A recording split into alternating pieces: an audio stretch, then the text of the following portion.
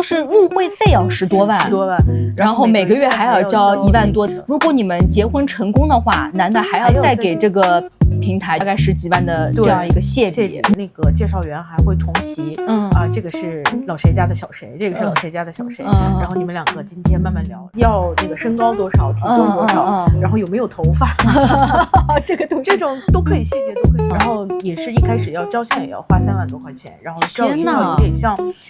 比较写真的艺术照。他那个约见面的地点一般都是那个婚姻介绍所指定的。你像地点都指定的。这个茨拜也是一个特别大手的，他登录的那些日本人也有外国人，可能都是一些比较殷实的家庭的小姐呀，什么少爷也是这么贵你人去过去就可以了，过去就行。所有的那个 scheduling 都是人家那个当多利什么的你都不用管，对，你直接人过去就可以了。对，如果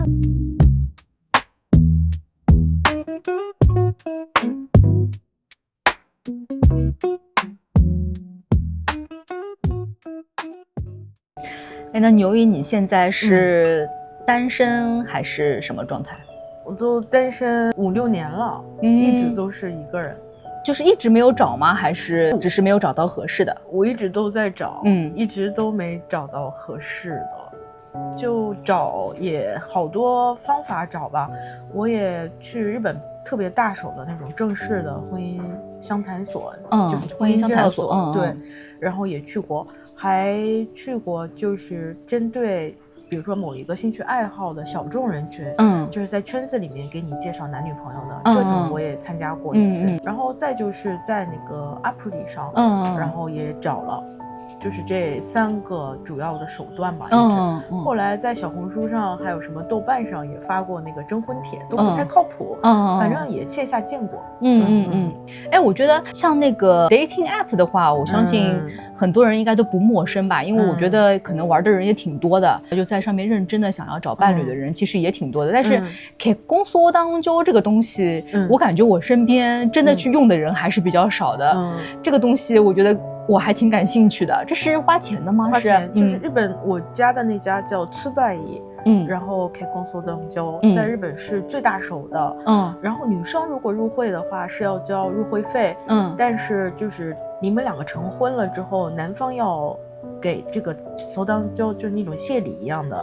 也要给个10万。我当年那个是已经是5、6年前了，10万到15万。然后女生就是不需要再给那个谢礼，但是要交会员费，也是10多万。然后每个月是1万多吧，我记得当时基本就是入会费要10多万，然后每个月还要交1万多。对，然后这个的话是男女都是一样的，但是如果你们结婚成功的话，男的还要再给这个平台就是这个服务大概10几万的这样一个谢礼，女的是不用交的。女的是不用交的。然后这个服务就是它也分几个档次，如果是特别内向，就是我主动跟异性联系我都迈不出来第一步的这种人，他那个婚姻介绍所会帮你和对方联系，这个也不分男女了，就是如果是你是个非常内向的人，他会帮你就是跟对方约好时间地点，然后第一次的时候那个介绍员还会同席，这个是老谁家的小谁，这个是老谁家的小谁，然后你们2个今天慢慢聊，然后他会前10分钟，然后给你们2个做一个引导，然后他就走掉，真的就是给那种非常手把手教，这种费用就是比较高，然后他手里可能捏了一些资源，就是比较好的这种，他可能收费也比较高。像我当时利用的就是最下面的一个会员费，就是一个月1万2吧，还是1万3，我不记得了。就最下面的就是最低限度要一个月是要1万2的。对的，他就是他那个系统里面，主要是卖那个 data 嘛，他所有的那个男生的那个状况，你都可以在网上看到很多具体信息，他这个人的那个工作背景啊、年收啊，然后还有各种兴趣爱好啊什么的都可以看得到，然后他每个月还有一些是那个平台提供的相亲活动什么的，这个您可以免费参加，比如说就是一起去登山啊，或者一起就集体活动，对，City Walk 啊，然后这种都可以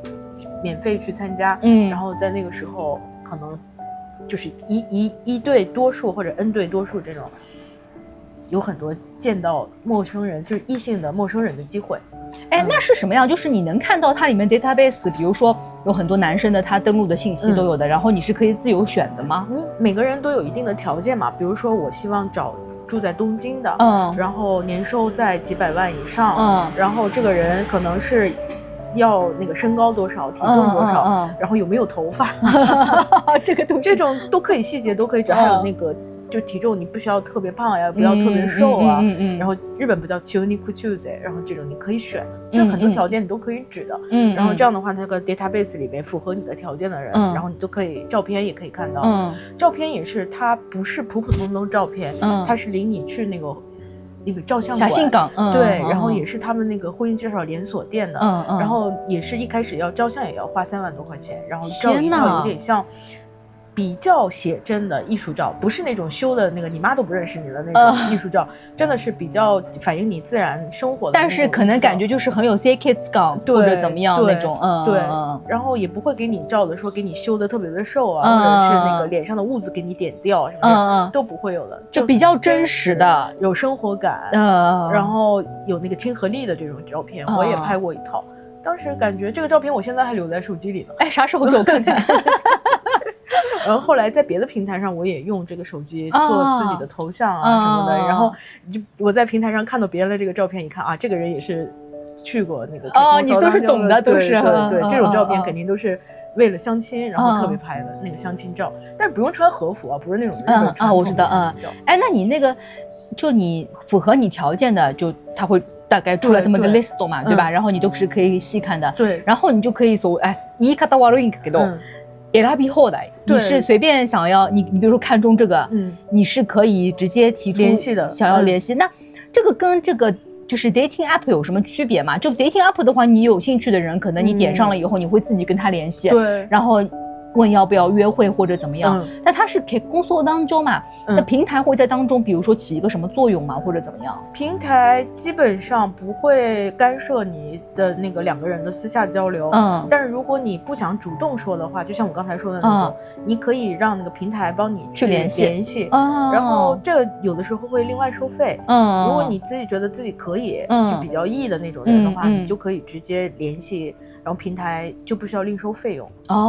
这个跟那个像培亚兹这种 dating app 里不一样的地方，就是他登录的男人，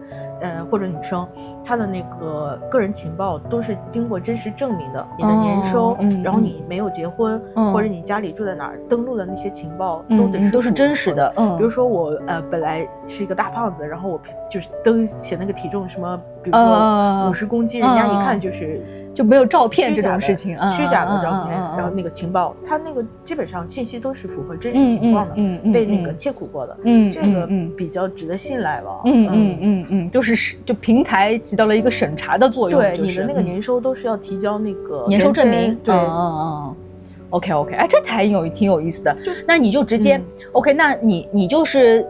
剩下的这个沟通就可能跟 dating app 就差不多，就是你感兴趣的人，你可以直接去联系他，对，然后就你们再自己互相就是约这个见面的细节，要不要见面或者怎么样？他那个约见面的地点一般都是那个婚姻介绍所指定的，你像地点都指定的。这个Tsubai是一个特别大手的，他登录的那些日本人嘛，也有外国人，可能都是一些。比较殷实的家庭的小姐呀，什么少爷也是这么贵，然后他就把那个约会2个人初次见面的地点，一般就比如说指定在 hotel 的那个1楼的那个 lobby 里边有一些咖啡比较高级。你像我当时最常用的，因为就在那个 Hibiya 那边有一个帝国 hotel，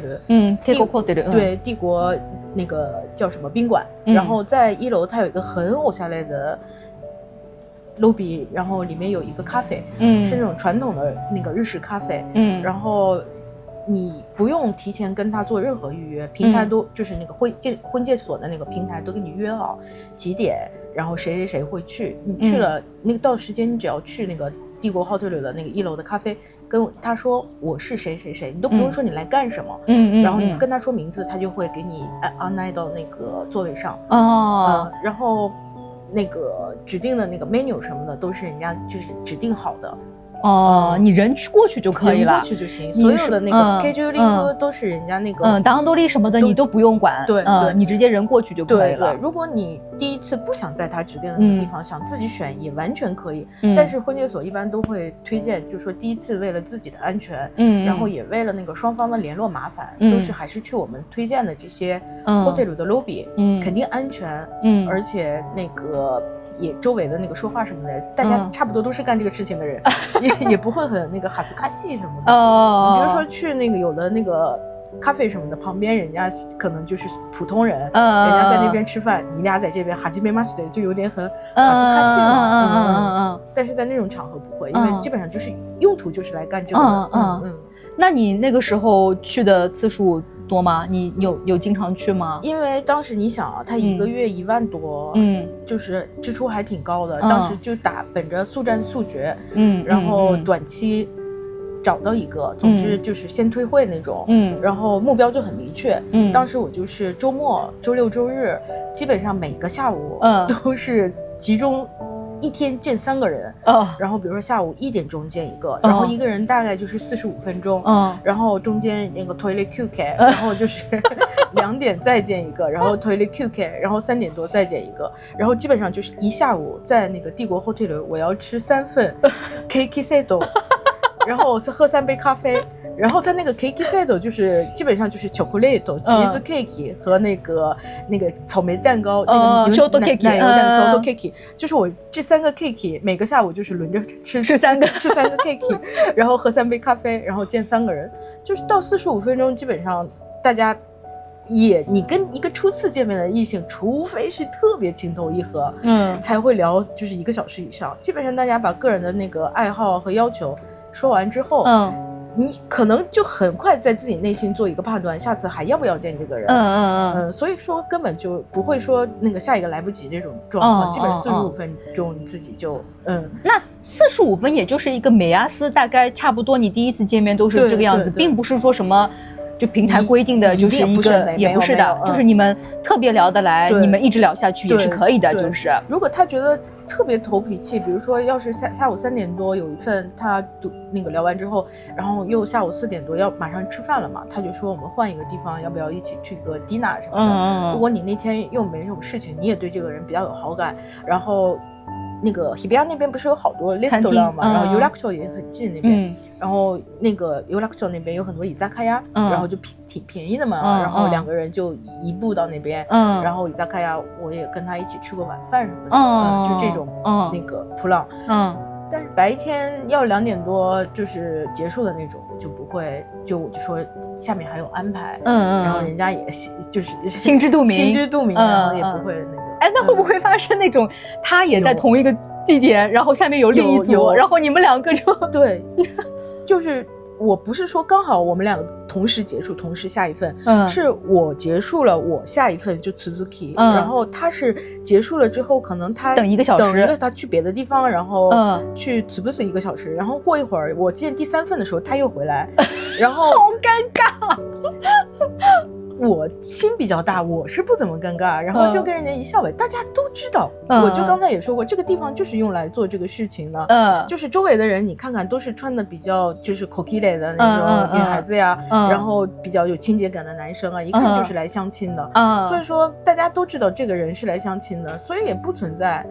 就是尴尬。我心比较大，但是那个男生我不知道他会不会尴尬，但是我们2个就是相视一笑，也没什么。那你跟那个男生后面也没有什么特别后续什么的？对。